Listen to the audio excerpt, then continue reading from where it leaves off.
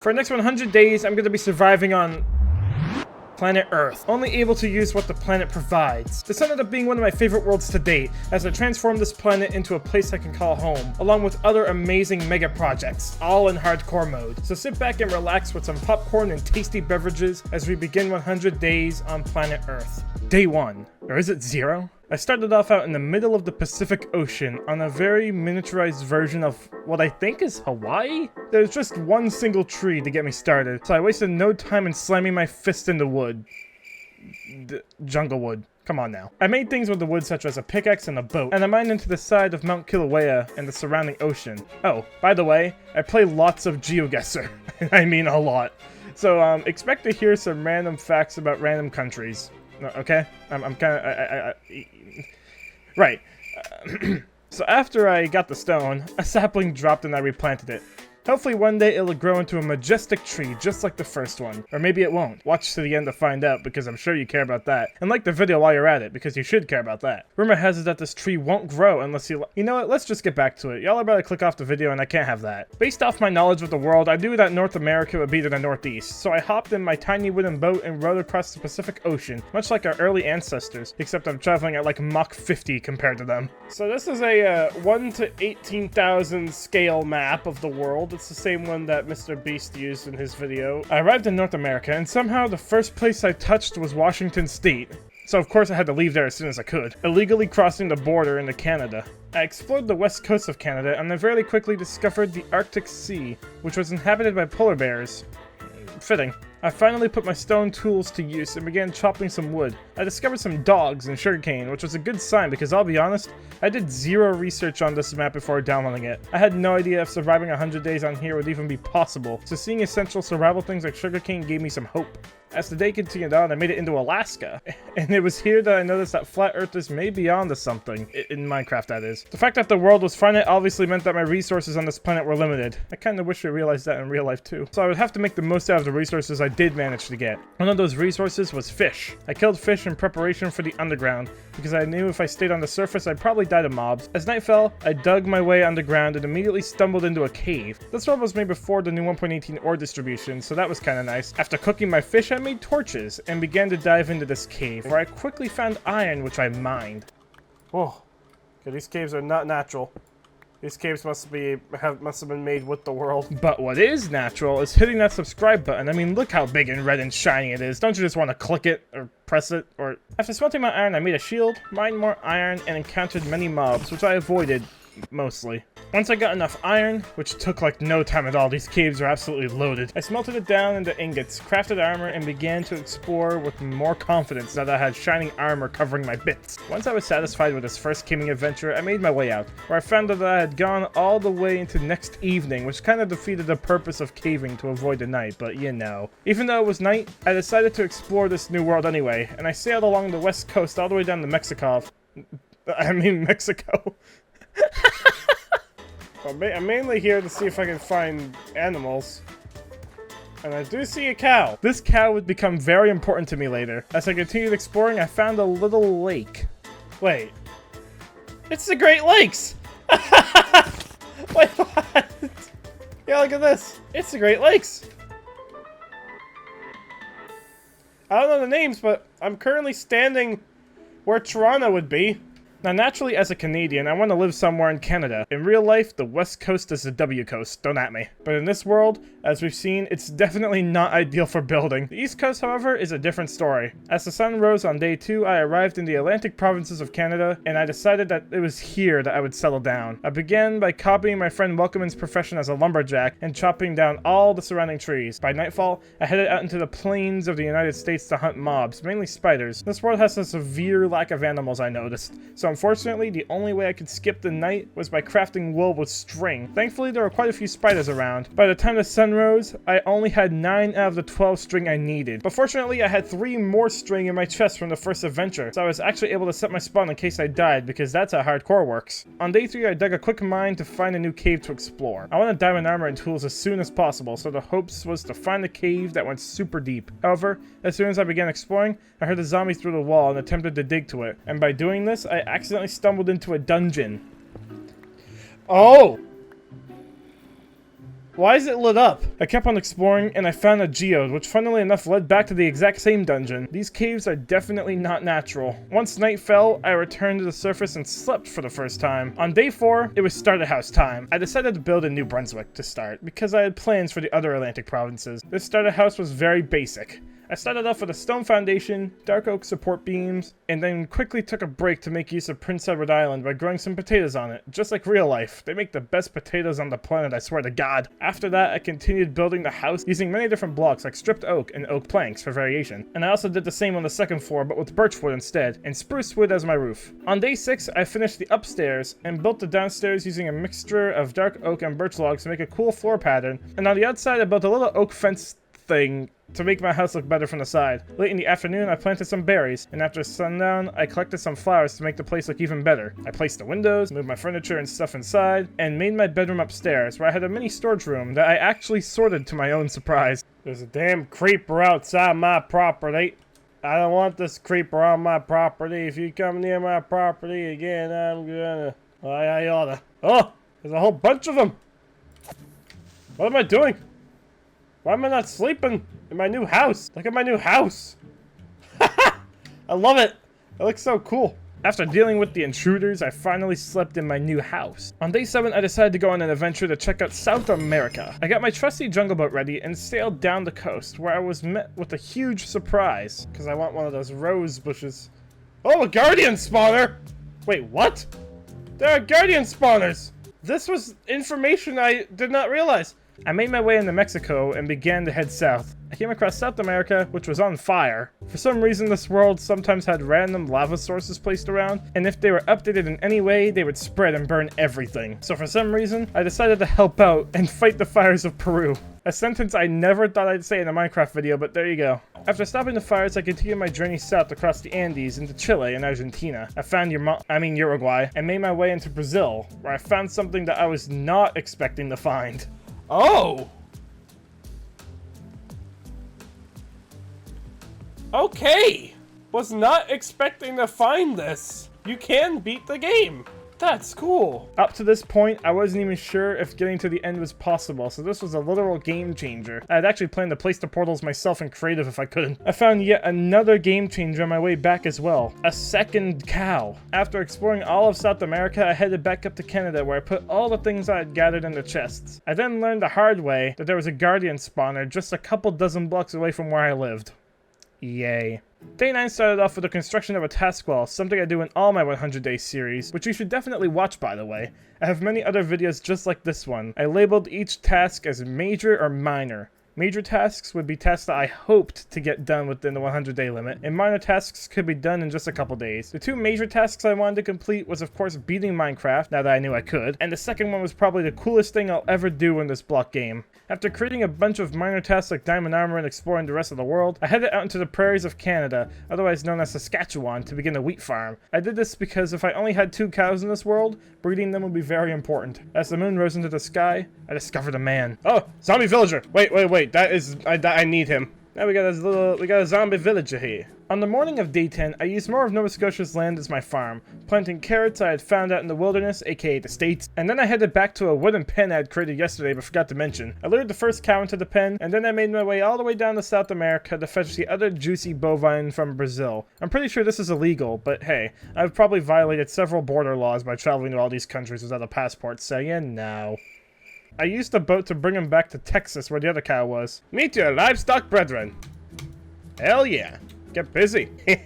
But speaking of other parts of the map, and being illegal, it was time to discover them. So far I had only discovered the Americas, so it was time to head across the Atlantic. For some reason, I decided to retrace the steps of the ancient Vikings, or at least I think I did. They landed in Newfoundland, right? So I left from Newfie towards Greenland. It was about what I expected. Snow and ice.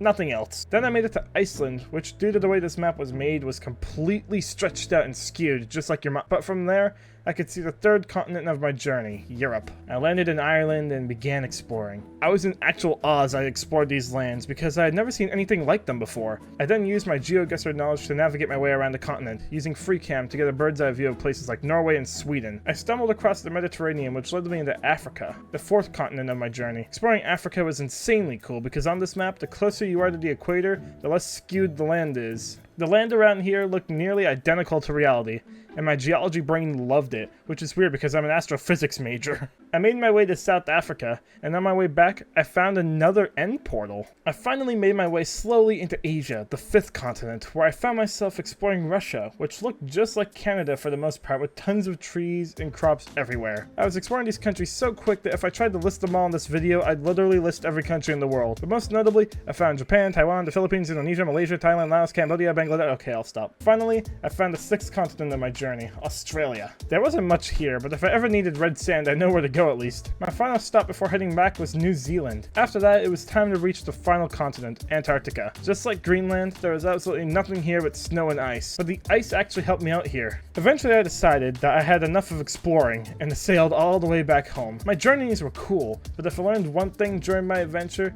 it was that animals literally didn't exist outside of America. The 2 cows I found were the only cows in the entire world. Day 13 was dedicated to old school caving. So basically, I found a massive cave system that went down to diamond level. Well, the old diamond level, which was Y16 and below. And I found my first few diamonds. Yes, let's go! And after that, the diamonds just kept on showing up like the rest of the ores. But eventually I explored the entire cave, so on day 14, I headed back out to Alaska to find the original cave I explored because I knew for a fact I had missed quite a bit of it. One thing about this world though, the new 1.18 caves and these old 1.17 caves don't connect to each other, because when the 1.17 world generates the new caves, it basically just replaces all the old bedrock with deep slate, meaning no old cave would link up to the new ones. What I'm basically trying to say here is that I had to find the new caves by mining. How hard could it be? Surprisingly, very easy. Like literally within a minute after I started digging down. So now what do you think happens? Well, this isn't a test, I'll just tell you. My dumbass jumped down into the fray and began lighting it up. I found diamonds and the world border very early on, which was great. But what wasn't great was all the mobs. But thankfully by now I'm a hardcore professional that never dies in the history of...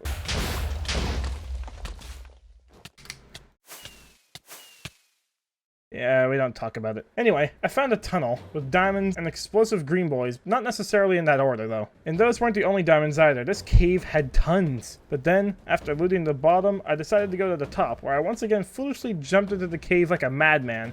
I think I thought I still had my Prot 4 gear from other worlds or something, like how did this not kill me? Also, this waterfall was literally a glow squid farm. Also, this looks pretty cool. One major problem I then faced was food. I only had a few potatoes left, so I attempted to come back the way I came, which was both insanely scary and exhilarating or something. I made it to the surface and used the Arctic ice to boat my way back home, with plans of immediately going back. I wanted full diamond, and I only needed a few more. After the food problem was solved for now, I headed back like I said before, and began to explore this massive cave, which I guess I completely neglected after finding the second one. But after a few minutes of exploring, this happened. Woo!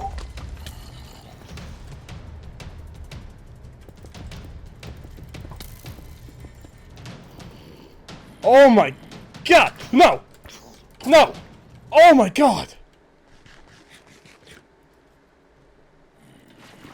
Shit!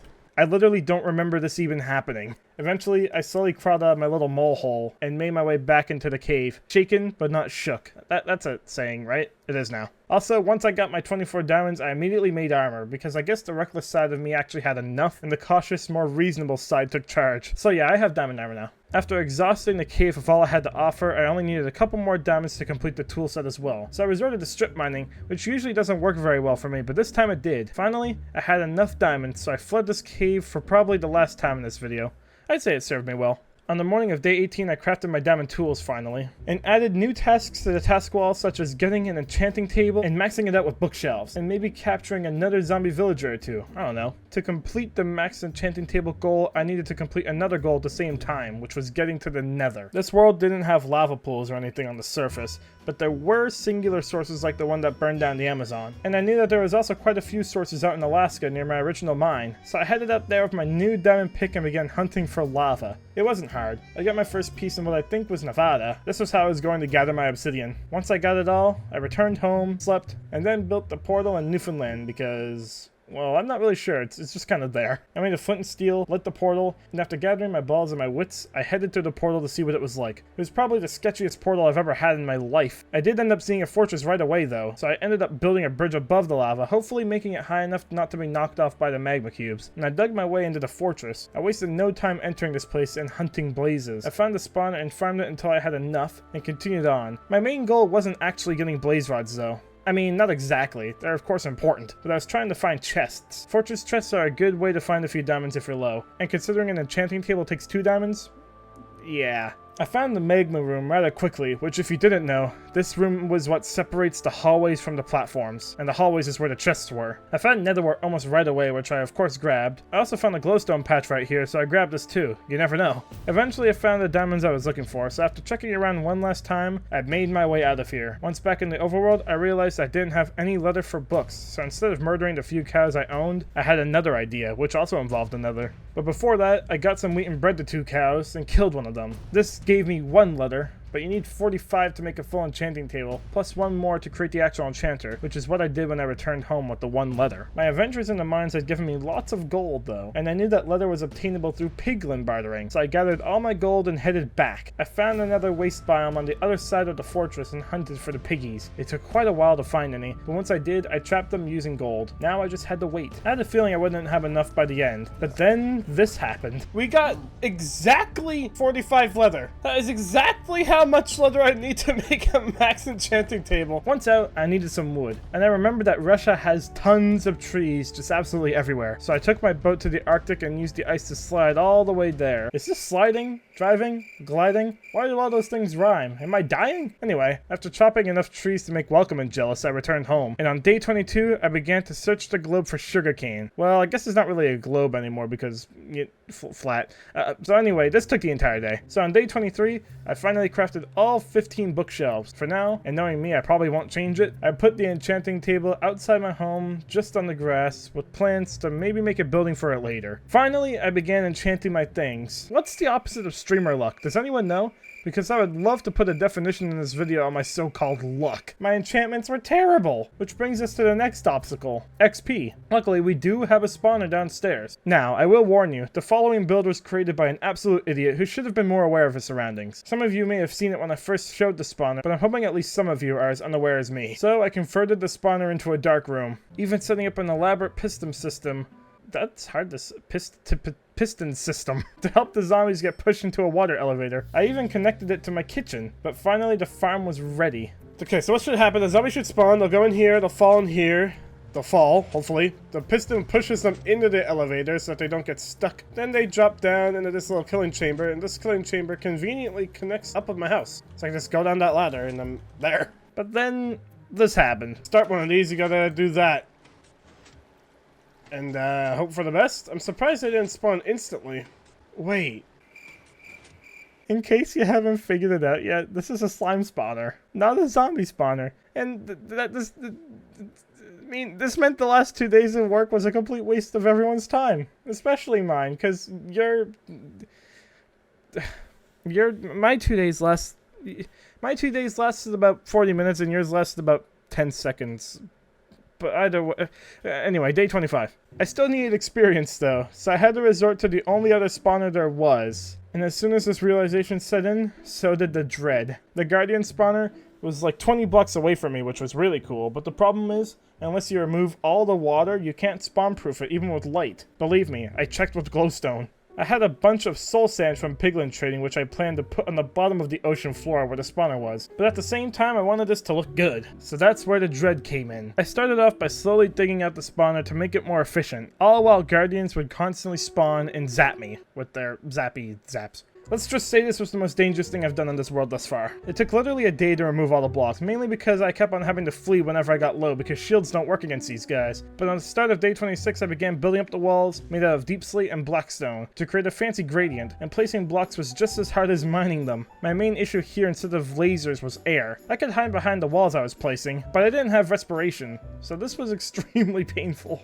But finally, by sundown, I had built up the walls. Now that the walls were in place, the guardians could only spawn in there, so working on the rest of the build was a bit easier for now. I started off day 27 by spawning in an Iron Man to assist me in killing these weird fishies while I built. Although the advancement says he was hired, I paid this man no money, besides the occasional ingot to repair him. Anyway, sticking to the theme of my starter house, I used dark oak support beams again, along with oak and stripped logs as the main walls. I built a dark oak deck around this thing, and then began to work on the farm itself. I collected leaves, went inside, and placed a floor of leaves in order for water to spread across the top, because this is how you do actual guardian farms if you do the soul sand method. So I made it work here too. Once the floor was placed, I began to work on the killing chamber 1.0. 1.0 because this wouldn't be the first version of this chamber. One part of this that was actually surprisingly difficult was getting the water to flow the way I wanted it. Apparently after 11 years of playing this damn game, I still don't know how water works. Once I got it right, I placed gates to make all the water flow to the center of the room where the chamber would be. I finished up 1.0, healed the golem, and then finally began to make the roof. Once again, sticking to the theme, I used cobble and spruce, along with birch planks and logs to make it look just like my house. On day 30, I removed the leaves with shears and began the dreadful challenge of placing the soul sand. Luckily, I was smart about it and dug in from the sides, so it was actually not as dreadful as I made it sound. On the night of day 30, I tested the farm out. This is where I realized I needed a better killing chamber. On top of that, the thorns damaged my diamond armor, so sweeping edge was a must-have. On day 31, I made the killing chamber 2.0, which was nearly identical to 1.0, but a block lower, so that the guardians couldn't just jump out. And finally, the farm was done. On the morning of day 32, a sweeping edge enchantment presented itself to me as an act of providence or something. Now it's time to see how good this farm really was. It's slow, but it's definitely good enough for now, and definitely better than the slime farm. Now it's time to get enchanted. For the next several days, I focused on getting as powerful as possible. I would sit at the guardian farm, get enough levels, enchant something, and then go back. Day 35 brought more bad luck with enchants as I completely yucked out. That means the opposite of lucked out, by the way. Thank you, Welcome. On my helmet and pick. And again. I crafted an anvil finally and placed it in my kitchen, because that's where you find anvils in real life too, in case you didn't know. Especially on top of your table. That's just some proper anvil etiquette there. I used this and my last 2 diamonds to fix my very broken pickaxe. Once again, I got another L enchantment on the pick. This is becoming my life now. Same thing on the morning of day 36, and the exact same thing 5 minutes later. This farm is actually very slow. Day 37. Are you bored yet? Same. Let's skip to some actual good luck, shall we? I can tell you it never happened on day 37. On day 38, I tried something I should have done since the start, using level 1 enchantments with the grindstone to re-roll my level 30 enchantments so I didn't have to spend 3 levels at a time and get unlucky.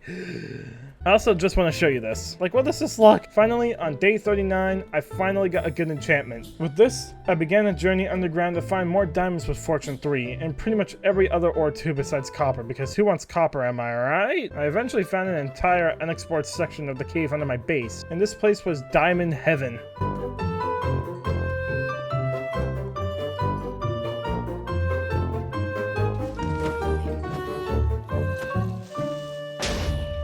On day 40, I made it out of the cave with 52 diamonds, which should definitely be enough for the rest of my days on this planet. The main reason I got these though was to use the anvil and combine a bunch of mid enchantments into good enchantments. My axe enchantment decided to troll me by being insane immediately, which was a W, and so were my leggings. My chestplate wasn't as good, but still good enough, and on day 41 I got a very good shovel. Yeah.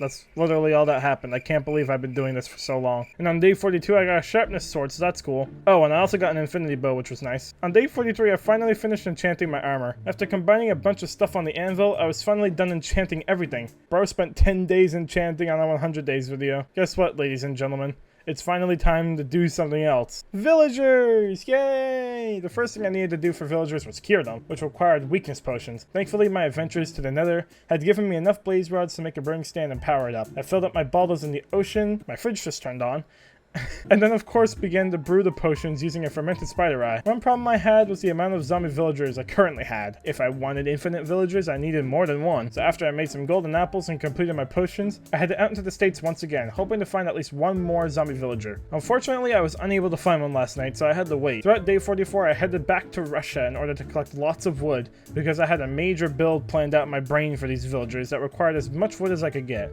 I chopped all the way until the late evening, and as I was returning home, this happened. Oh! I got 2! What? Follow me, my friends. I slowly lured them back home next to my other villager, and I couldn't believe my luck. Day 45 was the beginning of the era of villagers. It was time to begin a new project, which, spoilers, is a villager breeder slash infecting thing slash trading hall. I decided to build this in what I think is called Labrador, and got to work.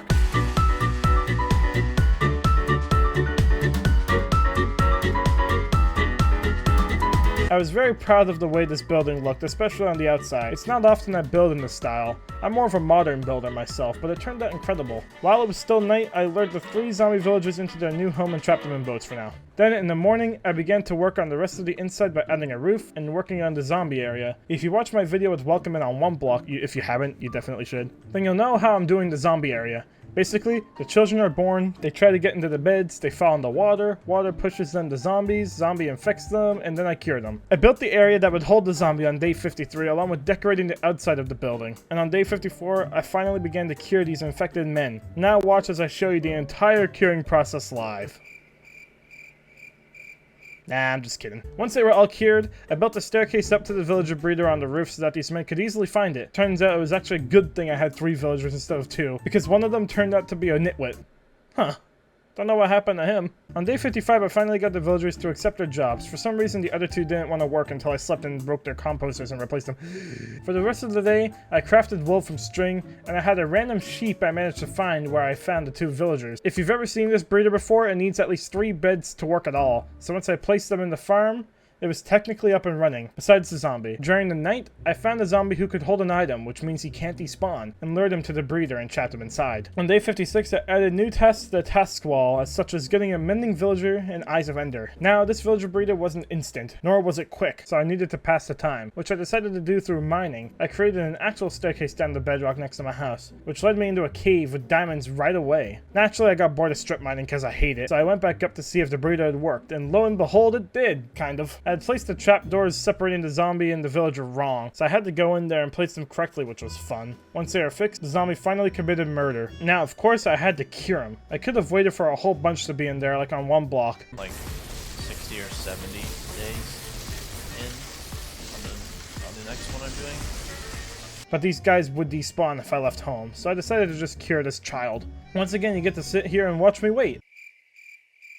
Is this okay? Is what I'm doing right now okay? You know what? It wasn't me, it was a zombie.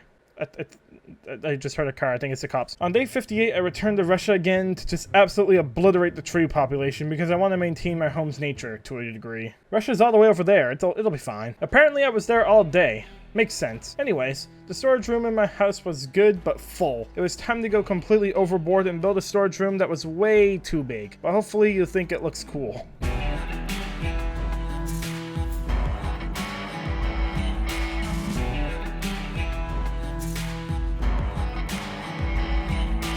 Also, I thought this would be important to mention. My first villager grew up and I turned him into a mending villager. So yeah, I have mending now, which is cool. Anyways, back to the storage room.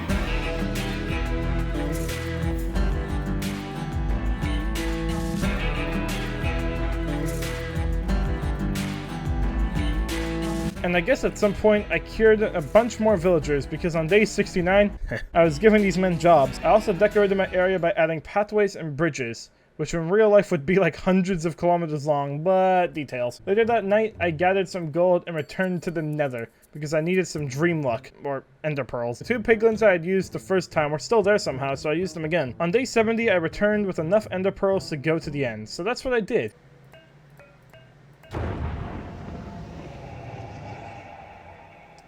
I'm not going in. Soon, though. And I guess from there until day 71, I used my XP farm to repair my new mending tools, so that's cool. But now, it was time to go to the end. I prepared by gathering a whole bunch of blocks, plenty of food, as well as fireworks, and headed back to South Brazil where the end portal was, gathering my balls and my wits. Why do I keep losing my balls, man? What's wrong with me? I literally ran headfirst into the portal. Kinda foolish, but yeah, I'm professional. I'm professional. I'm good at this game. The obsidian platform was above the void, so I had to bridge to the main end island. I started off by masterfully destroying the crystals. Don't check my bow durability, please. And then began to kill the dragon with arrows. I'm a coward when it comes to doing any sort of melee damage against the dragon because somehow I always mess this up. So whenever she perched, I just waited for her to leave. But when you do this, the dragon will charge directly at your face in an attempt to launch you into the sky. Something many of you might not know if you aren't cowards like myself. I just wanted to live, alright? Before I knew it, the dragon was dead. And this time my XP wasn't stolen by some American dude. Of course, with the death of a dragon brings forth an end gateway, which grants elytras. So I precariously bridged up to it, as this portal was over the void as well. Not wanting to risk an ender pearl, I climbed through it using trapdoors and materialized in a brand new place. I cranked up my render distance to max and spotted a small tower which I headed towards. There wasn't much here, but I did get some shulkers. I also disabled shaders to see further. I made a shulker box as soon as I could to begin storing loot. Next up, I had a choice between multiple cities, and luckily for me, I chose the correct one with an end ship. Literally at the very start of day 72, I grabbed my wing so that I can stop drinking Red Bull. After a lot more looting of the other end cities, I returned home. Long-time viewers will know what I'm doing next. Right there. The ultimate flex is back again. Here for another world. On the morning of day 73, I used my new elytra to get a bird's eye view of the planet. Let me tell you, this was the coolest part about this world so far.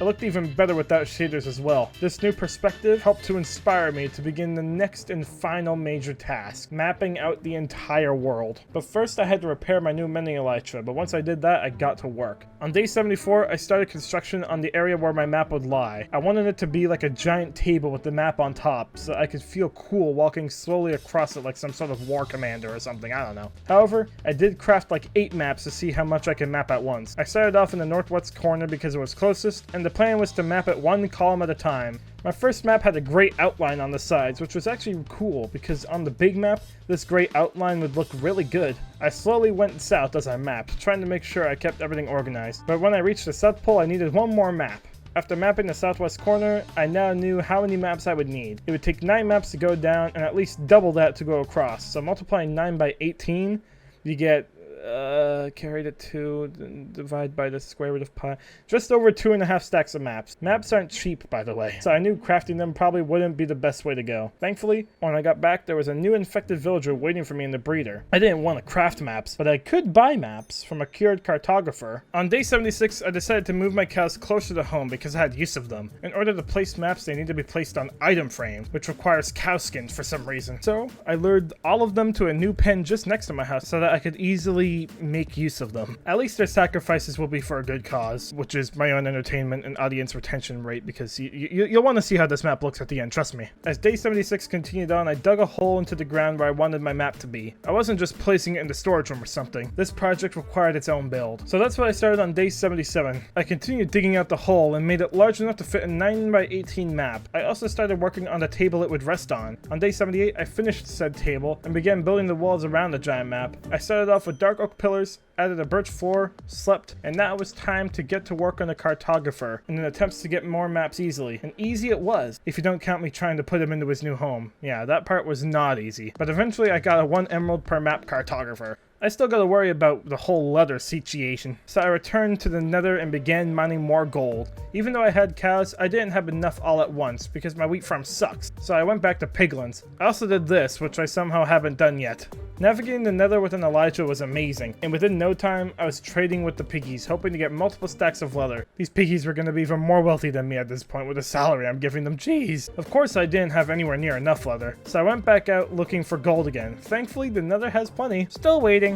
Also, a gas fireballed the piglins, so that was fun to clean up. Near midday, I left the piggies behind with nearly a stack and a half of leather. Not quite enough, but a decent amount, you know? Making maps is hard. Why did I do this? And why are you still watching this video and haven't clicked that subscribe button yet? Many questions will remain unanswered. I finally began to place the map down now that I had some frames, and let me tell you, after seeing the first 9 maps all at once, I felt extremely motivated to finish this because I knew it was going to look amazing. I placed on all the item frames I had left and began to prepare for this insane project. My biggest issue right now was a skill issue. I mean, at this moment, my biggest issue was getting around. My fireworks were running low, so instead of sleeping like a good human being, I went around the world slaying green dudes for their bits so I could craft more. In hindsight, it would have probably been better to do this in Africa with deserts and all, but I did it in Brazil, you know.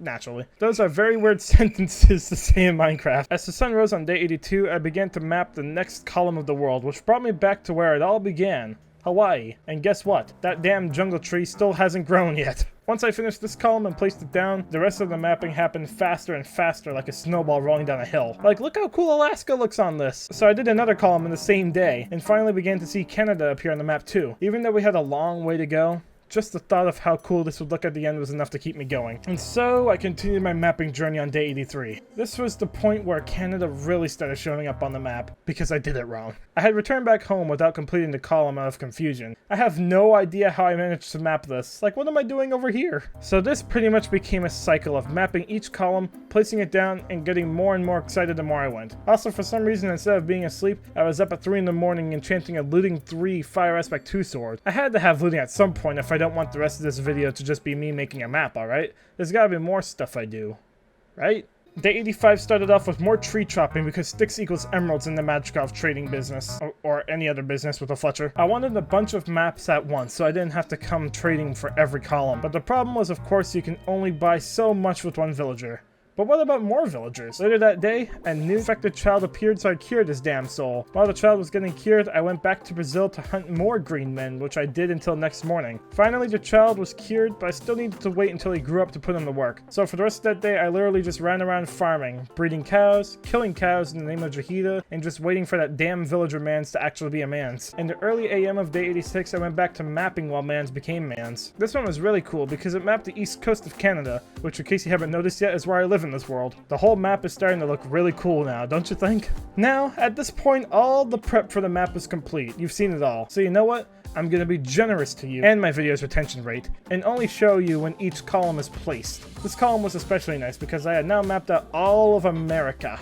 Pretty much the opposite of how it happened in real life, but then again, I have wings. Things can be a little different in my world. Either way, it looks sick. The next one completed Greenland and Iceland, and as day 87 turned into day 88, I was halfway done the map, now having the United Kingdom along with parts of Europe and Africa. This next column added the Scandinavian countries, and a huge chunk of Europe, and a large portion of Africa. Looking at it from above now, I think you can start to see why I said this was the coolest thing I've done in Minecraft in a while. At least I think I said that. Well, if I didn't, I said it now. This column completed 2 continents at once, Europe and Africa. Oh, Madagascar is there too, if you care. In the same day, I started mapping Russia along with other Asian countries I can't remember the names of. Sorry, countries. 3 in one day? Damn, I'm quick. This one finished off India. Yeah, that's all I have to say that most of you will understand.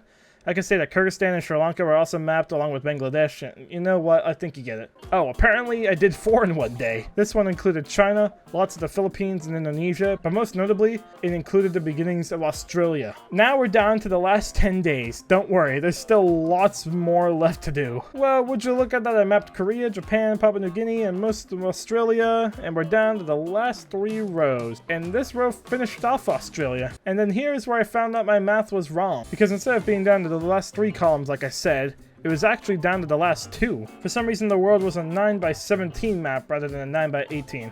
Not a big deal, it just meant I had to move the pillars I had built. And on day 91, I finally placed 1 more column which included New Zealand and finishing off Russia. With that, the map was completely done. This is both the laggiest thing and the coolest thing I think I've done in this game in a long time. Ah, you can see it from so far up. Oh my god. Look at that. Just that. Now that the map was done, I worked on the buildings surrounding it. I added cobblestone to the inside, a wooden pathway at ground level to view the map from, and a massive roof held up by support beams and chandeliers. Once I finished, this was by far the best part of my world. With that, all major tasks were done, but there are still 7 days left, so I decided to try and see how much I could get done in 7 days, starting off with the Wither. Since I got a Looting 3 sword, this wouldn't take that long, hopefully, so I headed up to a different fortress in the Soul Sand Valley, because they have the highest spawn rates of these charred bone monstrosities. I just didn't want to say skeleton again. This fortress was beautiful, and by that I mean the amount of wither skeletons that spawned around here was insane. It took just under a day to get all 3 skulls, so I returned home, flew to Brazil, and went to the end, because there's no way I'm setting the weather off in the overworld and ruining the planet just like every other human. Okay, I'll admit it, I let the water run when I brush my teeth sometimes. Anyways, I spawned the wither in for a proper fight to the death, but alas, it was a very one-sided fight. Are you even gonna do over 100 damage to me?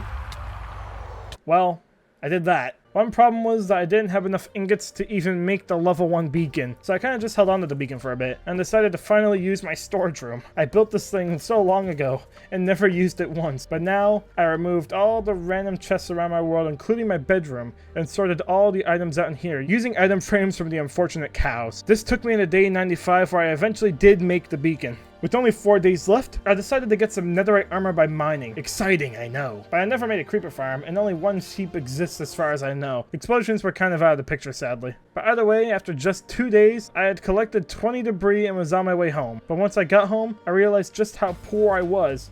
I didn't have enough gold to craft the ingots, so I had to go back to the nether to collect enough. What have I been doing the past 100 days that I don't have gold? Oh, right. Paying these piggies. Right, yeah, that map literally cost a fortune. Anyway, on day 99, I returned home and finally crafted my armor, along with making my sword more powerful as well. And with that, I took a flight around the world, stopping by Hawaii. Oh, the jungle tree still hasn't grown! Oh, that's sad. 100 days later, and this thing still hasn't grown. After flying around the world one last time, I decided to try and fix all the random lava falls, which was fun. Once I returned, I decided that I was proud of what I had accomplished in these 100 days, especially in the last several weeks. I was not expecting to get to the wither or netherite at all, but we did. Taking one last look at my giant map, I headed into my new clean bedroom and awoke on day 100. Thanks for watching, and forget 1.5k likes on this video. I'll do part 2. Goodbye, like and subscribe!